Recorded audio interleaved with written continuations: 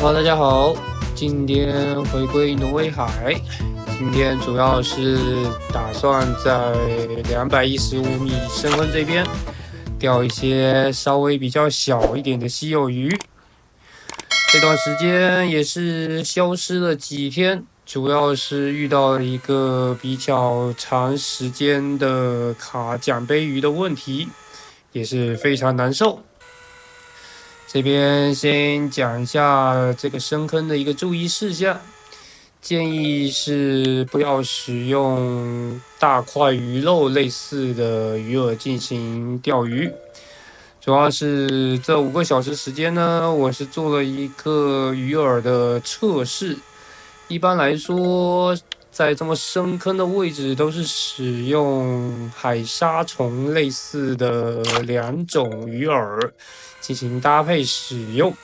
那钓上来的鱼，因为鱼饵的整体大小比较小，所以钓上来的鱼也相对比较小。如果使用鱼肉这种比较大的鱼饵的话，它可能会遇到一些比较大型的鱼类。那又由于这个坑比较深，所以会有一定的风险。那简单说一下今天的配置。鱼竿的话，还是建议使用计重这一根比较拉力足够大的一个鱼竿，同时它又带了一些技能点的加成。对于深坑摸奖这一类的钓法来说，是有比较好的一个正向帮助。当然也能使用重船这一类的一些杆子。主要是这边的话是不太打算，也不太建议钓比较大的鱼。那同时的话，也可以使用相对比较老一些的计重，磨损大一点的计重，也可以在这边进行钓鱼。那鱼轮的话，还是建议使用电轮。那电轮的话，自动收线跟它收线的速度在这里有很明显的优势。当然，鼓轮也可以使用。但基本上来说，手摇鼓轮的话，因为这里深度有215米，所以所耗费的时间也相对比较多。这里是不太建议。鱼钩的话，使用8号的一个鱼钩，差不多能够勾上基本所有类型的鱼饵。那钓组的话，使用的是带响珠的底部钓组，也是比较常见的一个深坑钓组。那接下来讲的是线组跟鱼饵的一个搭配。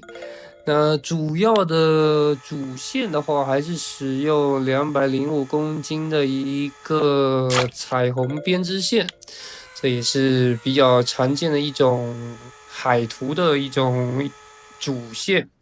那引线的话，因为这个钓组的一个特征，所以分为正子线跟海出引线2种。那正子线的话，还是跟脱钓的时候是使用同一种的引线材料，那基本也是181公斤的一个透明尼龙线。那海出引线的话，整个线的材料也是一样，同样也是使用181公斤的一个尼龙线，但是区别是海出引线的话可以剪得更短一些。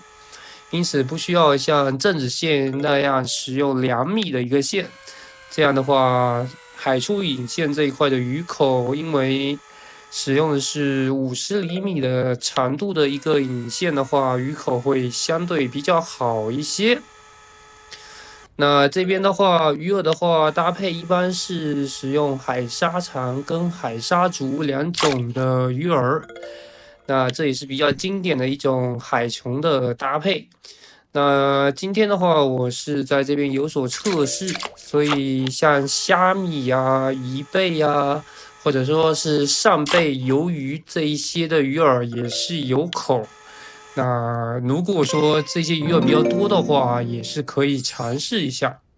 这里是钓到了一个鹅钓式的一个 BOSS 鱼，多子边光，这也是我第一次开了这条鱼的图鉴。这也是本次5小时的沉底钓鱼最好的一条鱼。那这边回到鱼市这边看看收益。由于使用的一些饵比较小，所以深坑这边钓鱼的话，如果稀有口不多，那它的整体收益不会太高。不过总体的话也达到了1500银币，还可以接受。